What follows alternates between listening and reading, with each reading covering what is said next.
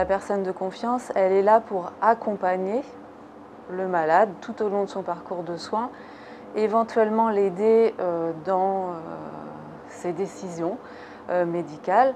Donc en pratique, la personne de confiance, elle peut assister aux entretiens médicaux.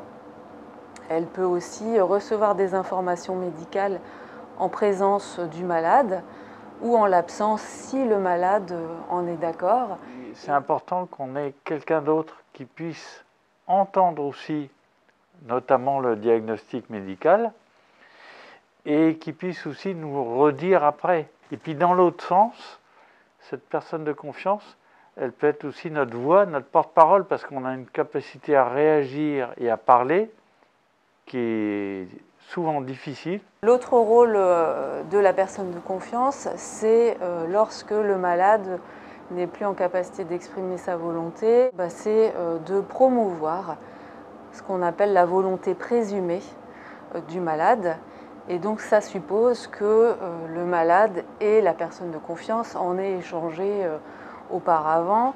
La personne de confiance est déjà importante dans le service de médecine polyvalente d'urgence. Là, ça l'est d'autant plus, comme on a des patients qui sont Covid, qui sont susceptibles d'être transférés en réanimation, d'être intubés, d'avoir des soins importants et de perdre, si en tout cas ils sont intubés ou d'être sédatés, de perdre leur capacité à s'exprimer.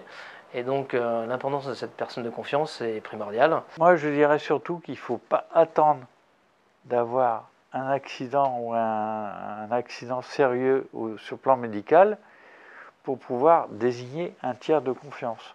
Et que du coup, c'est bien de pouvoir en parler avec la personne qu'on souhaite. La personne de confiance, si elle est désignée, elle doit consentir à sa désignation.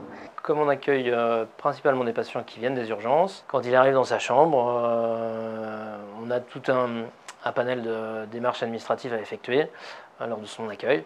En plus de la prise de constante, de l'autonomie du patient, etc., on va s'enquérir de la personne de confiance pour la remplir informatiquement si ce n'a pas déjà été fait. En fait, il faut que ça soit quelqu'un de proche. Alors, c'est pas forcément avec un lien familial, ça peut être le médecin traitant, souvent c'est quand même quelqu'un de la famille. Ce qui est important, c'est de se dire qu'il n'y a qu'une personne de confiance. Le choix de mon épouse a été naturel parce que c'est quelqu'un qui me connaît bien, qui me comprend.